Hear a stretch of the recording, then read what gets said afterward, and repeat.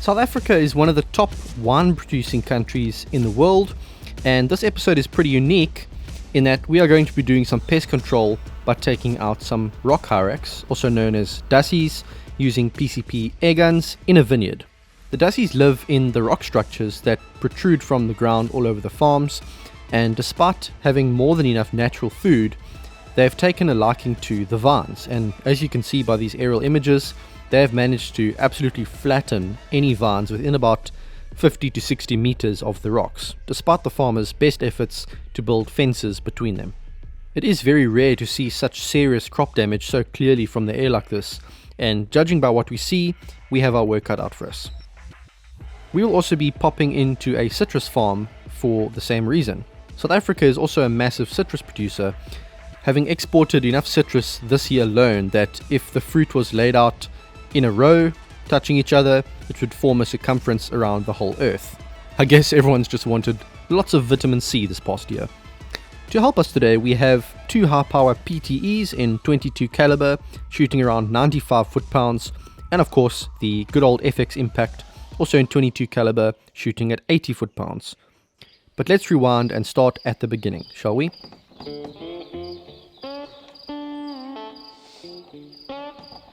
Well, it's 5:30 in the morning. We've just got up. I've had a little bit of a shower, so feeling nice and fresh, despite being absolutely roasted from yesterday. We bought sunblock, but we forgot to apply. So the result is that we look like crabs. Well, mostly me, I think, but doesn't feel good. Anyway, we've got some coffee going over here, just preparing for the day. We're going to head out to the farm up the road, and they've asked us to help with the Dassie problem. I didn't realize that Dassies could do that much damage. So it's going to be an interesting day. Hopefully we can get a couple and we'll see what happens. Sunlight low, don't it burn my eyes. With coffee in our systems, we head into the mountains and to our main destination for this episode, the wine farm. It is a gorgeous location. This area is known for having a large population of leopards that survive on small and medium game in the mountains, but with the problem Dassies living down amongst the vineyards, they're a little bit more protected from predators. Unfortunately, as we arrive, we are met with a lot of noisy farm equipment that we fear might scare the Dassies away, but it seems they are pretty much used to the commotion as we start to spot them straight away. My cup is nearly empty. I got such a long way to go. I got to lay down here and rest before I can take a step down. 0. Perfect. Just checking, making sure that everything is working fine, but on the money. Took the gun out of the stock yesterday, did a couple of adjustments quickly there inside, put it back into the stock, and the gun this morning is still holding 0 perfectly. And I think that's a lot to do with the way this gun is built. This gun is built like a tank. It's very heavy, so everything is very rigid and very sturdy on this gun. So yeah, spot on. I get set up with my rifle first up, and I've got the Sony RX100 scope cam fitted today, so you're going to be treated to some 1000 frames per second footage.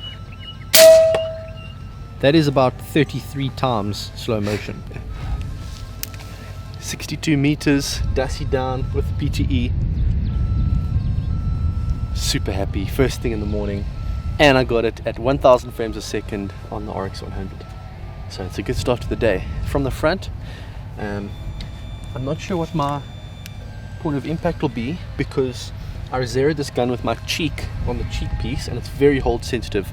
I can't put the cheek on the cheek piece with the RX100, so I guess we can check the slow-mo footage and see how it turns out, but very, very happy with that.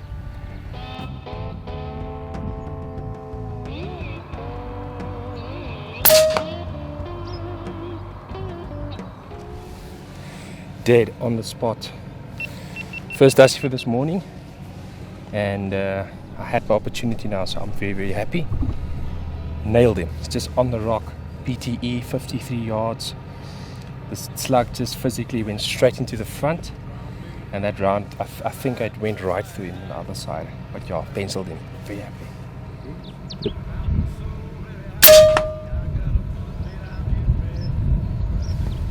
Awesome stuff. 52 yards. Dropped him on the spot. It's right at the back. Yes, there's a lot there. There's a lot there. I'm gonna go for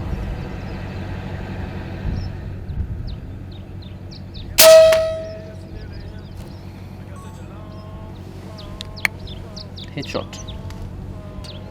Keen to see how that footage came out. I'm trying to keep my hand here because I'm trying to simulate the cheek pressure I would have when I shoot normally. But if it doesn't work, then I may have to change the scope cam back, which is a pity because I'd like to see it 1,000 frames a second, but let's see what happens. I'm just going to see if I can brace myself against the side here. That helps a lot. It's 50, eh? Yeah.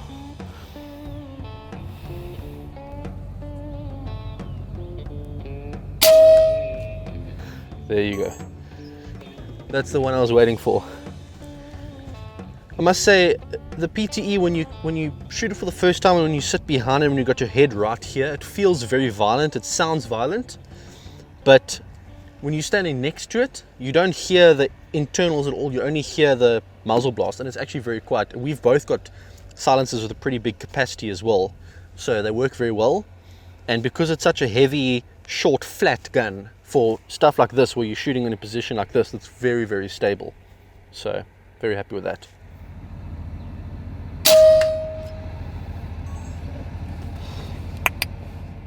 You may have noticed that a few of my previous shots landed a bit low. I think this has to do with recoil management. With the Sony scope cam, I can't put my cheek on the cheek piece, and this severely affects the way that the rifle recoils.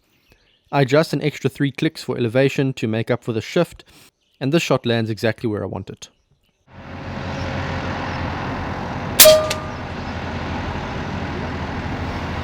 Perfect. That was an awesome shot.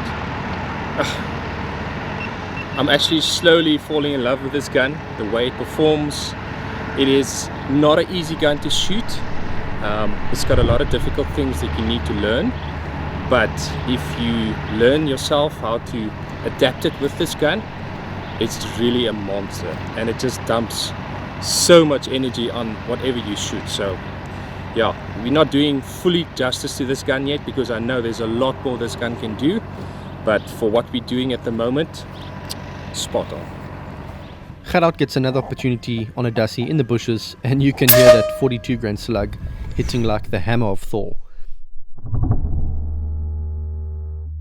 Time to move to a different spot and set up for some more action.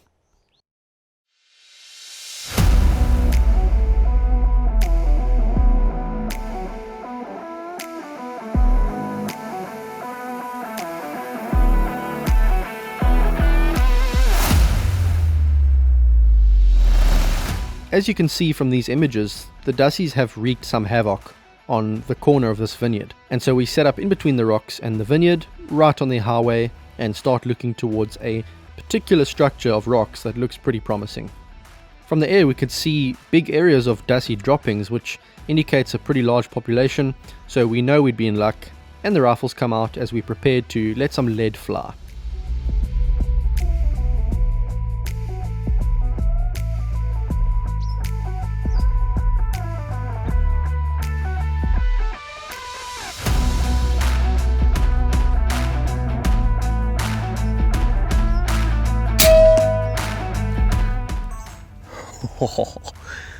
That was perfect. He was facing directly towards me, so aimed at his head.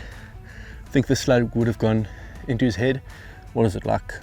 I dialed to just over 60 meters and spot on. Perfect. Super happy with that. Best shot so far. Let's take a look at this. So these are vineyards, and further down the vineyards here, you can see everything's growing properly, it's nice and green.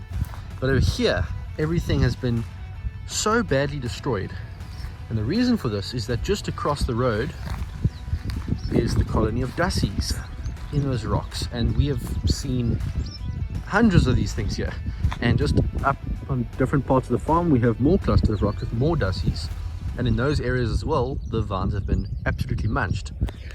What they're actually doing, and this is crazy, they're spraying the vines with pepper spray to stop the Dassies from eating them, and even then it's not really stopping them much. So yep, we are here to help the farmer, and hopefully over the next few days we can get a couple down. We spotted Dassie in one of the bushes at the top of the rocks, and Hyrax lines up on him. I think it's coming a bit from the left. See those reeds being pushed a bit. I'll give it like 1 or 2 clicks to the left. There's a bit of a crosswind, and I tell Hyrax to hold a little for the wind, but it ends up being the wrong call as the slug sails dead straight and just millimeters from the Dassie's head.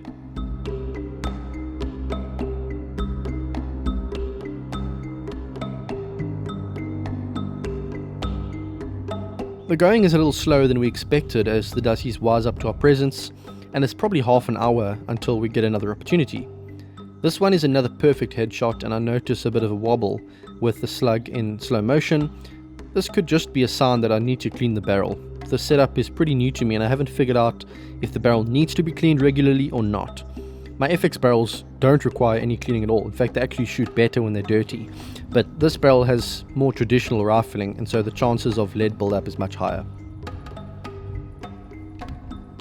Hyrax redeems himself from his earlier miss with a perfect headshot. This one just switches the Dassie off immediately, and it's a joy to see such effective and painless pest control in action.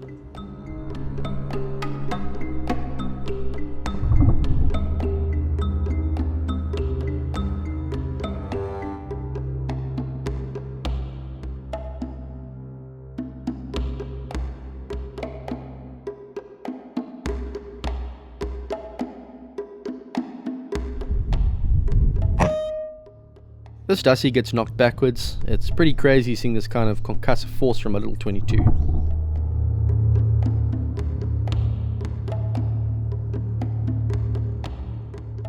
With time having flown by, it's time for a nice brunch, and Hyrax is in a very chirpy mood as the smell of meat wafts up to him. African snake. It's one of the smaller ones here that we caught, and we just chopped his head off, and now we're having it with the braai. Putting some eggs and bacon with it. Very delicious. You need to try it. So here we go, some eggs. Bacon is basically done. Keeping the sausage here on the side. My little African snake. Keeping it nice and warm. Don't want to eat it cold, otherwise it's cold snake is a tough snake. So eggs should be done in a couple of minutes and ready to go. So you may have noticed a few weeks ago I launched my Air Arms Hunting SA merch. I've got this shirt over here that says I'd rather be hunting, with a little channel logo at the back, and I've got a few other shirts, hoodies and caps and stuff as well, so please check that out. It's a great way to support me. I'll put the link down below. It's comfortable stuff, and you can wear this in the shopping mall as well, and people won't look at you. Well, they might look at you funny because it's got a gun in the front, but this is what you're supposed to be wearing when you're not hunting, and I'm using it in the wrong context right now. I should get one that says I am currently hunting and use that. But yeah, cool stuff, and thanks for your support.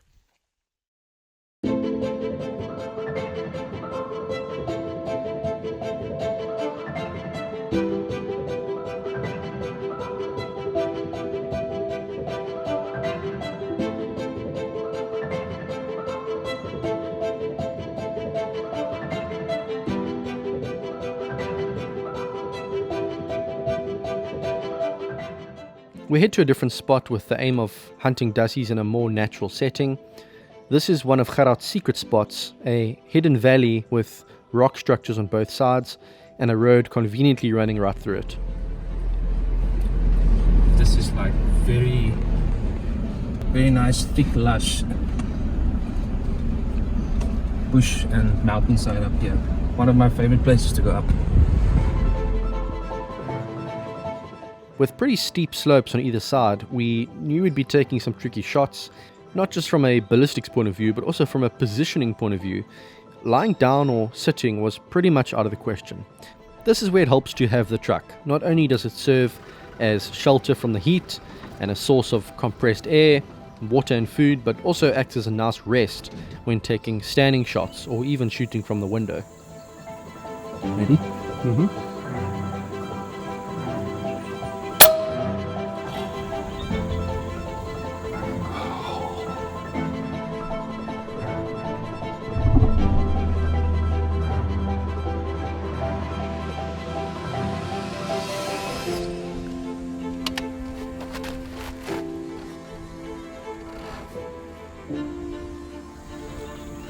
in the gap there. I'm behind the camera here and I filmed the wrong animal. I see the one that Hyrax shot rolling down though, so I know he hit it well. And thankfully, we still have the scope cam angle.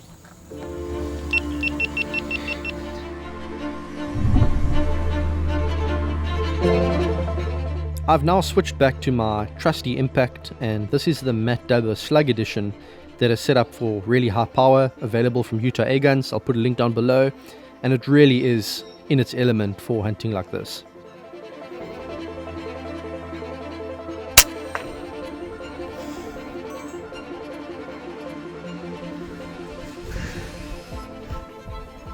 There he goes, tumbling down.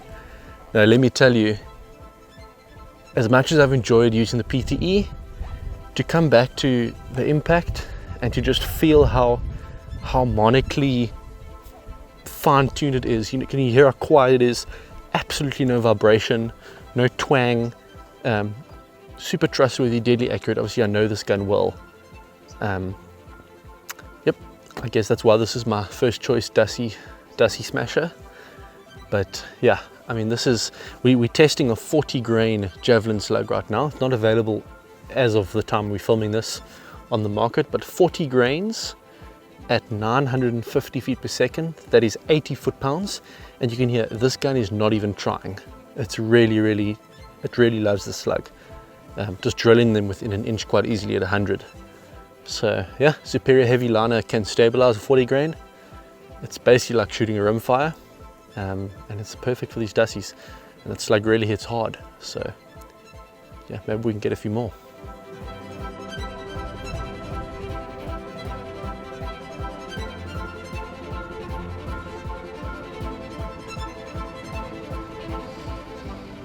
The only problem with the 40 grain slugs is that they don't fit into a standard magazine, so Rolf has had to design a custom magazine cover that'll fit them. Let us know in the poll up above, would you be willing to modify your magazine to fit longer slugs, or don't you think it's worth it?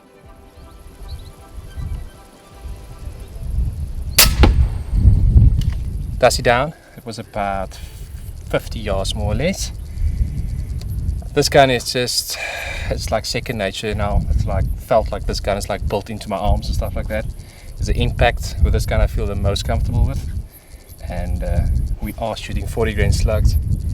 These things are hammers, absolutely hammers, and hopefully you guys will get a chance maybe one day to shoot these, but they are super potent. Pretty much, I mean, you're going to see the footage.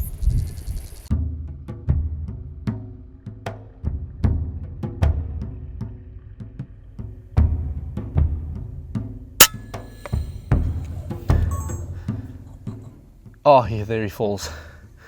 100 meters on the dot, resting off a single sandbag. Impact just hits so hard. Just hear, and then you hear as it sucks air back into the plane and through the reg. No, I really love this gun. I mean, I'm not going to, pick and choose a favorite, but we've had an awesome time with the PTE. Got some really good shots with the PTE.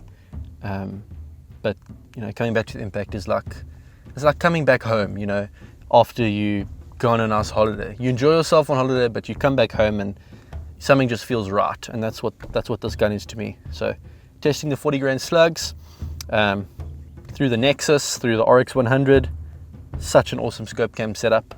It allows you to see things that you would never see with many other scope cams, and I think this one was a little bit further than the one I ranged before, so it actually was probably about 110 meters away. And got him in the chest, but he tumbled down, and he wouldn't have lasted long, because that slug, 40 grains at 80 foot-pounds, hits very hard. Tell you what, I'm a little bit jealous, because Hyrax has some of the best Dassie hunting spots I've ever seen. There's a stream running through a valley here, very, very, very similar to Witmoskloof, where we hunt Dassies, where I go hunt Dassies a lot. Hyrax returned the favor by bringing me to a spot that's like Witmoskloof on steroids. They don't get monkeys right here, or at least not that I know of, but there are a lot of Dassies in these rocks all the way along this valley. We're really spoiled for choice, so we've been trying to kind of pick and choose, trying to get some of the big ones, and we've been very successful so far. A range is not really going to help me. I'm just going to aim dead on.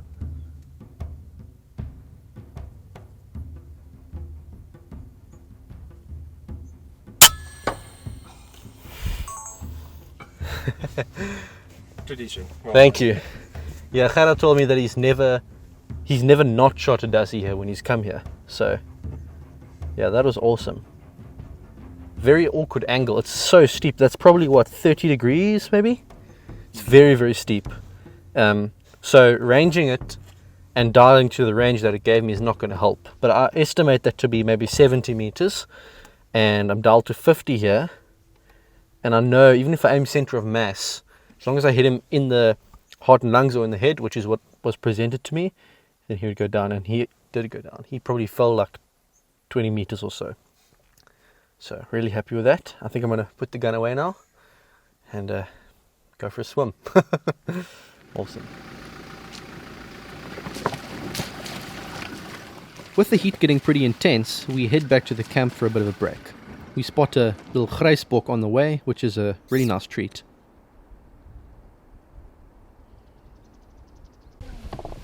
So we decided to try and make some pancakes for lunch, and this is the result. This is what you call an epic fail. Anyone for pancakes? We forgot to bring the spatula. Oh dear. Terrible. Terrible. So we're about to do a very interesting little test here. We've got the PTE, got a bunch of different slugs, and we've got the impact, and we've got a big trash can full of water.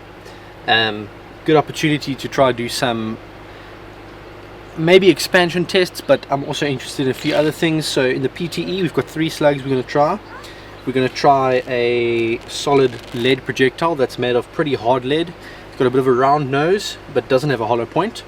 So there's 2 things I want to see. Firstly, is there any form of expansion at all? And secondly, does the base, it has a little bit of a recessed base, does the base actually expand out and press into the rifling? Then I've got a copper plated slug, which is the same weight, same shape as this one, just copper plated. Very curious to see for the exact same reasons as the first slug. Then I've got a 38.5 grain slug for the PTE, which is made of very soft lead, same lead as the javelin slug. So although it doesn't have a hollow point, I have a feeling it's probably going to mushroom out a little bit. And then lastly, we've got, just as a control test, we've got a 40 grain javelin, which is something new that we're busy playing around with. And we're going to shoot this out of the impact at 80 foot-pounds just to show you the difference. I mean, this is going to shred itself to pieces in that water. And that's going to also explain why the Dassies that are shot with this slug tend to, you can hear the impact a lot better, even though this is a lower muzzle energy than these slugs, it's actually hitting harder. So let's see what we can do. That's some serious power. Interesting. Okay, so you can get a close-up here. Absolutely no expansion whatsoever. That is from hitting the bottom. Hey, how crazy is that? That's bizarre. So this thing traveled that length, my arm length, into the water, did not expand, and slammed against the bottom. So penetration is there, but you actually want a slug to expand a bit so that it's actually going to cause some damage. So we already know what's going to happen with the copper plate, but let's just do it for fun. And then the pure lead. There you go.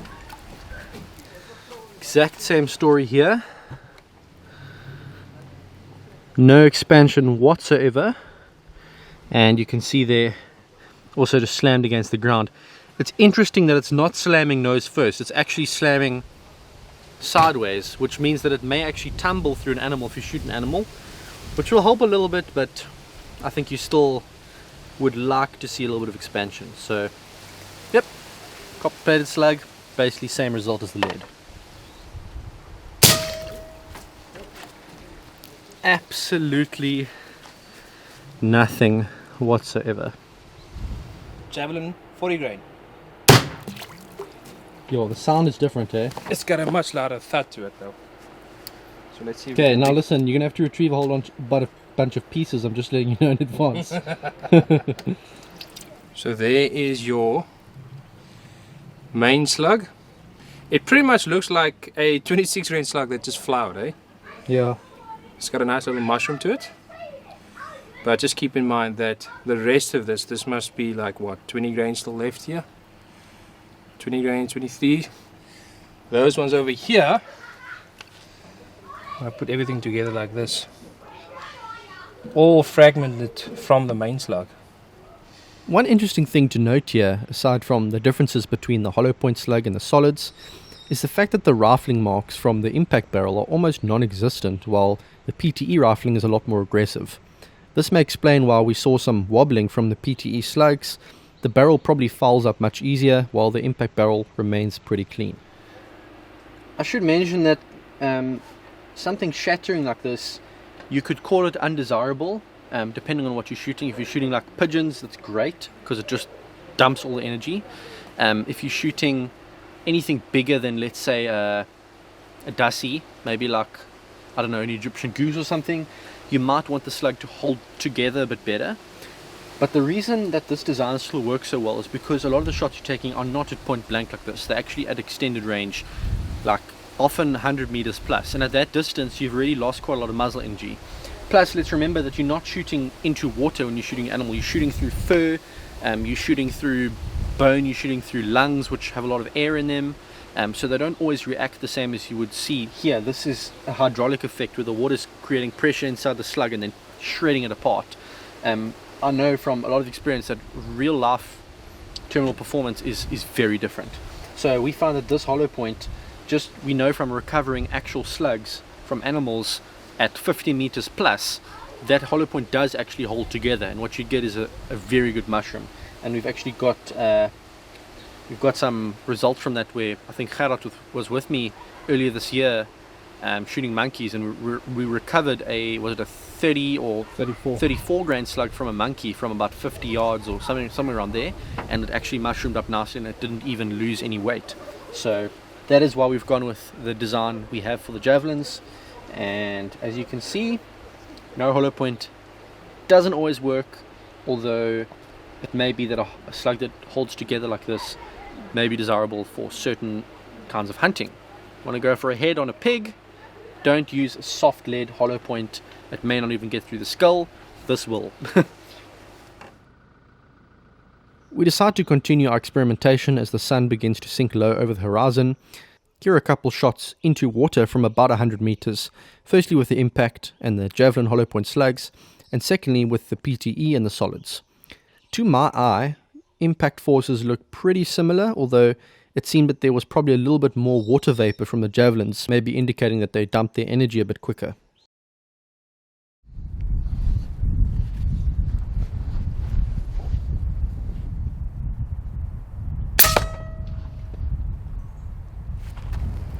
Right, so have a look at this. This is the first tin. Beautiful entry. Blasted out through the back. Then this is the second one. Blasted into the front. Came out the back. This one is the third one. Just want to see entry. Blasted right through him. And this is the last one. Oh my word. And there's a piece of slug here as well. Check this out. Anyway, that one, it hit there, but I've got a suspense, I've got a feeling. Actually, I know that the slug has started to mushroom out, and once it hit here, it was pretty much flowered. And it hit this one so much force, it pretty much exploded. But come close and have a look at this. Ooh.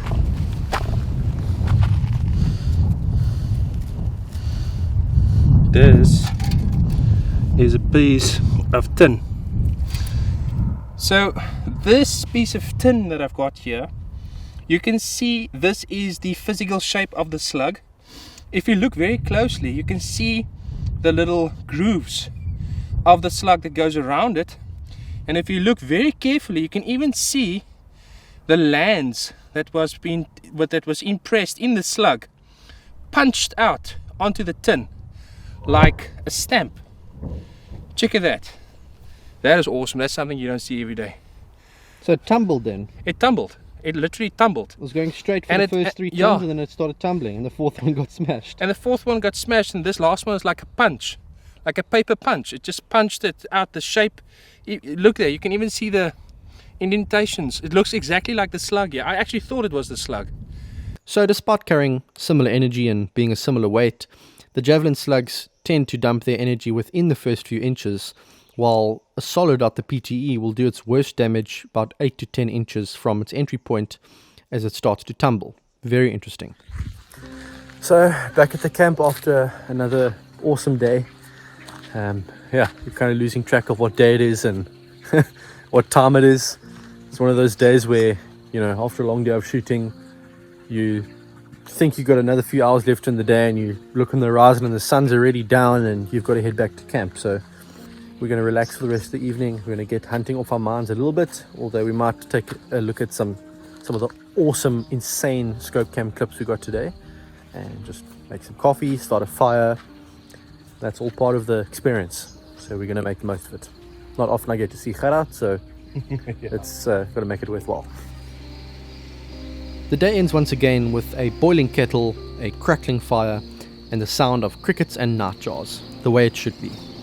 Thanks for watching. Please do subscribe if you enjoyed this video, and I'll see you next time.